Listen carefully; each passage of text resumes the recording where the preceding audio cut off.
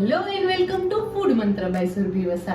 આજે આપણે એક મસ્ત મજાની વાનગી પાક બનાવીશું. દૂધપાક તમારા બધાના ઘરે દૂધપાક તો બનતો જ હોય છે, પણ જ્યારે પણ દૂધપાક બને ને ત્યારે નાની નાની વાતની મૂંઝવણ આવતી હોય છે કે દૂધપાક બનાવતી વખતે ત્યાં જ ઊભું રહેવું પડે છે, કારણ કે દૂધ ઉભરાઈ જાય છે અને એની સાથે સાથે જો તમે હલાવતા ના રહો તો દૂધ ચોંટી પર જતું હોય છે. તો આવા બધા જ પ્રોબ્લેમનું સોલ્યુશન આજે આવી જવાનું છે અને એકદમ સરસ આપણે દૂધપાક બનાવીશું ને એકદમ ઝડપથી તૈયાર થઈ જાય એવી રીતના આપણે દૂધપાક બનાવીશું.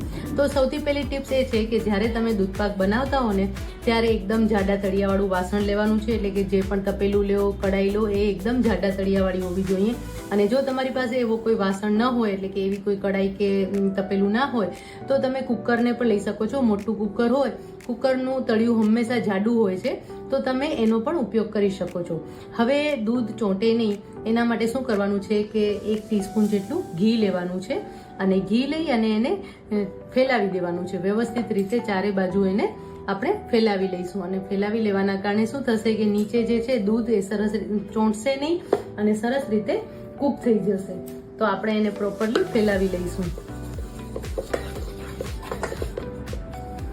જો આ રીતે હાથેથી એકદમ સરસ રીતે ઉપર સુધી ફેલાવી લેવાનું છે. એના કારણે દૂધ ઉભરાશે પણ નહીં. આ ઘી તમે લગાવી લીધું હશે ને તો દૂધ ઉભરાશે પણ નહીં અને ચોંટશે પણ નહીં. ન ચોંટે એના માટે હજી પણ એક ટિપ્સ છે, તો તમે જોડાયેલા રહેશો ને તો પછી એ નવી ટિપ્સ પણ તમને ચોક્કસથી જાણવા મળશે. હવે એની અંદર આપણે થોડું બીજું એક્સ્ટ્રા ઘી લઈશું. 1 ચમચી ઘી લઈશું, 1 ટીસ્પૂન જેટલું ઘી લઈશું. હવે દૂધપાક અને ખીર આ બંને માટે ઘણી વખત બધાને બહુ જ કન્ફ્યુઝન થતું હોય છે. તો દૂધપાકમાં પણ ચોખા થોડા પ્રમાણમાં ઉમેરવામાં આવે છે અને જ્યારે ખીર બનાવો ત્યારે ચોખાનું પ્રમાણ બહુ વધારે હોય છે અને જે ખીર છે એ થોડું વધારે ઘટ્ટ હોય છે, જ્યારે દૂધપાક છે એ ખીર કરતાં થોડું ઓછું ઘટ્ટ હોય છે. ખીરમાં જે થિકનેસ હોય છે એ ચોખાના કારણે હોય છે. ઘણા લોકો ચોખા ક્રશ કરીને લેતા હોય છે, ઘણા લોકો અધકચરા ક્રશ કરેલા જ પણ ચોખા લેતા હોય છે. જ્યારે દૂધપાકમાં થોડા જ પ્રમાણમાં ચોખા ઉમેરવામાં આવે છે અને એની અંદર દૂધને જે ઉકાળે ને એની સુગંધ બહુ જ સરસ હોય છે. તો અત્યારે હું 500 ml દૂધ લઈ રહી છું અને એની સામે 1 ટેબલસ્પૂન મેં ચોખા લીધા છે અને ચોખા બાસમતી ચોખા લેવાના છે અને આ ચોખાને મેં પલાળી લીધા છે.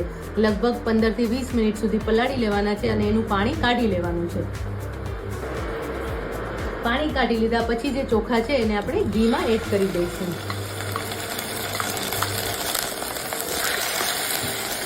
અને ઘીમાં શેકી લેવાના છે. ઘીમાં ચોખા શેકાશે અને પછી એ જ્યારે દાણો ફૂટશે ને ત્યારે એનો સુગંધ બહુ જ સરસ આવશે. અને જ્યારે તમે ખીર બનાવતા હો ને ત્યારે પણ તમે આ પ્રોસેસ કરશો ને તો તમારી ખીર પણ બહુ જ સરસ બનશે. હવે 1 મિનિટ માટે આપણે ચોખાને સાંતળી લઈશું.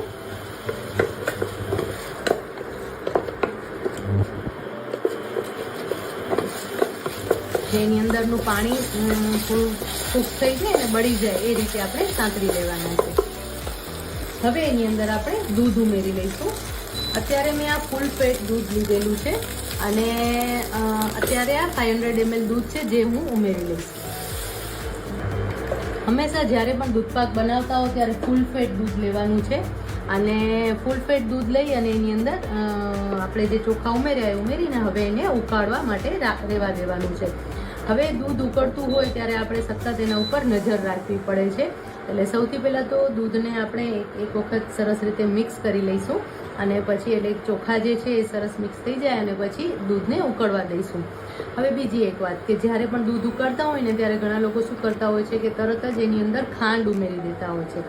આમ કરવાથી શું થાય છે કે ખાંડનું પાણી છૂટે છે, એના કારણે દૂધને ઉકળતા પણ બહુ વાર લાગે છે અને સાથે સાથે જે આપણે ચોખા ઉમેર્યા છે એ ચોખાને પણ ચડતા વાર લાગે છે અથવા તો ઘણીવાર એ ચોખા કચરા કાચા રહી જાય ને એવો એનો સ્વાદ આવે છે.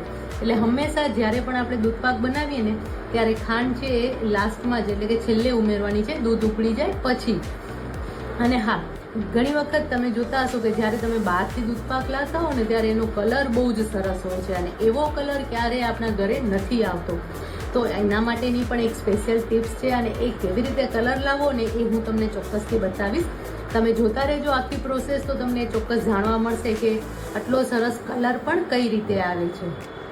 જો હવે દૂધને આપણે ઉકળવા દઈશું જ્યાં સુધી એક ઉભરો ના આવે ત્યાં સુધી દૂધને હલાવતા રહેવાનું છે. જો દૂધનો ઉફેણો આવવાની શરૂઆત થઈ ગઈ છે અને દૂધ પણ ઉકળવાનું શરૂ થઈ ગયું છે. હવે જ્યારે આ રીતે દૂધ ઉકળવાનું શરૂ થાય ને ત્યારે શું કરવાનું છે કે એક આવી નાનકડી કટોરી લેવાની છે, એક નાની વાટકી લેવાની છે અને એને આની અંદર મૂકી દેવાની છે. તમે આ રીતે મૂકી દેશો ને એટલે તમારું દૂધ છે ને એ ઉકળતું રહેશે પણ ઉફેણો નહીં આવે, એટલે કે ઉભરાઈને બારે નહીં નીકળી જાય. અને મીડિયમ ફ્લેમ પર દૂધ રહેવા દેવાનું છે. સૌથી પહેલો ઉફેણો આવશે ને ત્યારે એવું થશે કે દૂધને જરા ધ્યાન રાખવું પડશે, પણ જ્યારે ઉકળવામાં આવે ને ત્યારે આ પ્રોબ્લેમ નહીં થાય.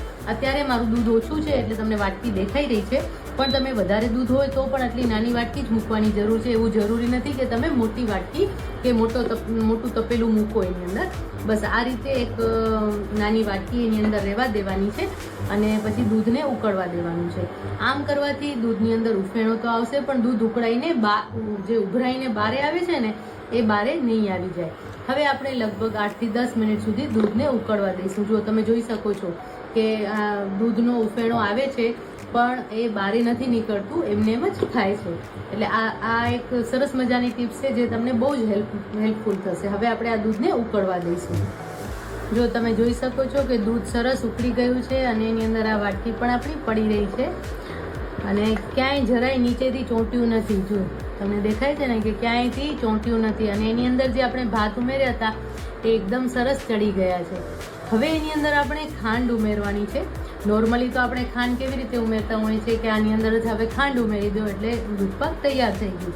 પણ આજે આપણે એના કલર લાવવા માટે બહાર જેવો જ કલર આવે એના માટે અલગ એક પ્રોસેસ કરી રહ્યા છીએ.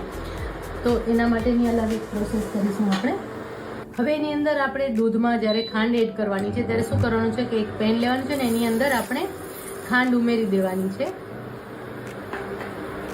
આ પેન ગરમ થાય અને ખાંડ ઓગળવાની શરૂઆત થાય ને એટલે તરત જ ફ્લેમ ઓફ કરી દેવાની છે, કારણ કે ખાંડને આપણે કેરેમલાઇઝ કરવાની છે પણ એનો થોડો કલર બદલાવો જોઈએ.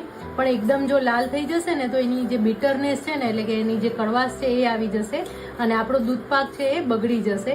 એટલે એ વાતનું ખાસ ધ્યાન રાખવાનું છે કે દૂધપાક બનાવતી વખતે જ્યારે આપણે આ પ્રોસેસ કરીએ ત્યારે ખાંડ જો ઓગળવાની શરૂઆત થઈ ગઈ છે. હવે હું આ ફ્લેમ ઓફ કરી નાખીશ અને એને 1 મિનિટ હલાવીશ. બરાબર ને? આ રીતે કરીશ એટલે તમે જોશો કે એનો કલર થોડો ચેન્જ થયો છે.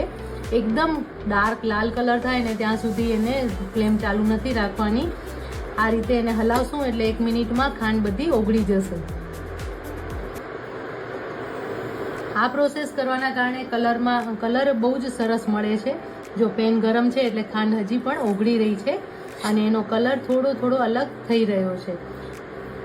તમને એવું લાગે કે હજી ખાંડ નથી ઓગળી રહી અને પ્રોસેસ સ્ટોપ થઈ ગઈ છે તો ફરીથી 1 મિનિટ માટે, એટલે 1 મિનિટ માટે પણ નહીં, 30 સેકન્ડ માટે તમારે ફક્ત ફ્લેમ ઓન કરી દેવાની છે અને પાછી ફરીથી ફ્લેમને ઓફ કરી દેવાની છે. આ પ્રોસેસ કરતી વખતે ખૂબ જ ધ્યાન રાખવાની છે. જો આ પ્રોસેસમાં ક્યાંય પણ ભૂલ થશે ને તો દૂધપાકનો કલર તો આવશે પણ એનો સ્વાદ બગડી જશે. એટલે એ વાતનું ખાસ ધ્યાન રાખવાનું છે. એને જરાક ગરમ થવા દઈશું આપણે. ખાંડ ઓગળવાની શરૂઆત તો થઈ જ ગઈ છે, ખાંડ ઓગળી જ રહી છે. ખાંડ સરસ ઓગળી રહી છે. બસ હવે ફ્લેમ ઓફ કરી દેવાની છે. મેં વચ્ચે ઓફ કરી દીધી હતી અને પાછી ફરીથી ચાલુ કરી હતી અને હવે ફરીથી મેં બંધ કરી દીધી છે. તમે જુઓ એનો કલર એકદમ સરસ આવી ગયો છે અને હવે આપણે જે આ ઉકાળેલું દૂધ છે ને એ એની અંદર ઉમેરી દેવાનું છે.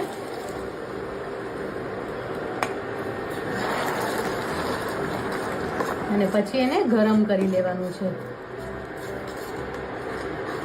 જો કલર તમને તરત જ ફરક દેખાશે છે ને, અને આ જે ખાંડ દેખાય છે ને એ બધી જ ઓગળી જશે, હમણાં જ મેલ્ટ થઈ જશે. અને હવે ફ્લેમ ઓન કરી દેવાની છે. ફ્લેમ ઓન કરી અને એને જરાક વાર માટે ઉકાળી લેવાનું છે. આમ કરવાથી શું થશે કે ખાંડનું પાણી જે થશે ને એ પાણી એટલું બધું વધારે પ્રમાણમાં નહીં થાય કે પછી ફરીથી તમારે એને ઉકાળવું પડે અને એનો કલર બહુ જ સરસ આવશે. દૂધપાકનો જે કલર આપણે ઓરિજિનલ જે બારે કલર મળતો હોય ને એવો કલર તમને આ પ્રોસેસથી મળશે. એટલે હંમેશા યાદ રાખો કે જ્યારે પણ દૂધપાક બનાવો ને ત્યારે આ પ્રોસેસ કરશો તો તમારો દૂધપાકનો સ્વાદ અને કલર બંને બહુ જ સરસ આવશે. હલાવતા રહીશું આપણે, કારણ કે આ જે ખાંડ છે એની અંદર મેલ્ટ થઈ જશે એટલા માટે. હવે એની અંદર આપણે ઇલાયચી પાવડર ઉમેરી લઈશું.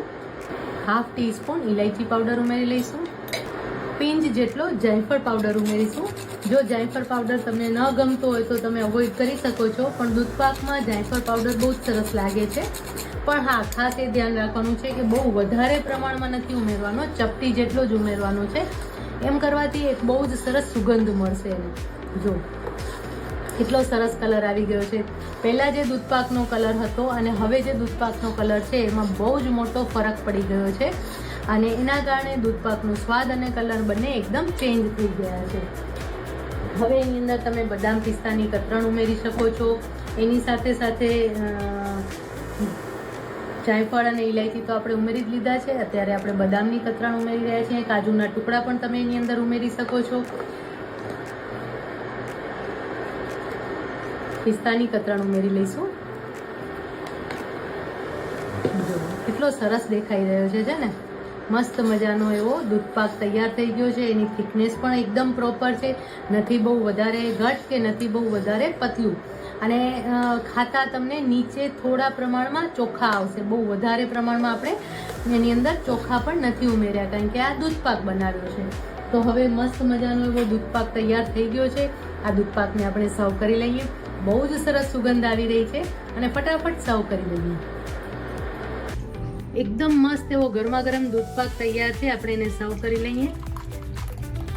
એનો કલર પણ બહુ જ સરસ લાગી રહ્યો છે, અને એની સાથે જે ચોખા છે એ પણ જો એકદમ સરસ ચડી ગયા છે, અને એનો કલર પણ તમે જોઈ શકો છો કે જે આપણે સુગર કેરેમલાઇઝ કરી એટલે એકદમ અલગ થઈ ગયો છે. તો હવે આ મસ્ત મજાનો એવો દૂધપાક તૈયાર છે. એને આપણે પિસ્તા બદામની કતરણથી ગાર્નિશ કરી લઈશું. એટલું સરસ દેખાઈ રહ્યું છે, અને આ દૂધપાક તમે બનાવશો ને તો બધા પૂછવાના છે કે ભાઈ આવો કલર તમારો ક્યાંથી આવ્યો.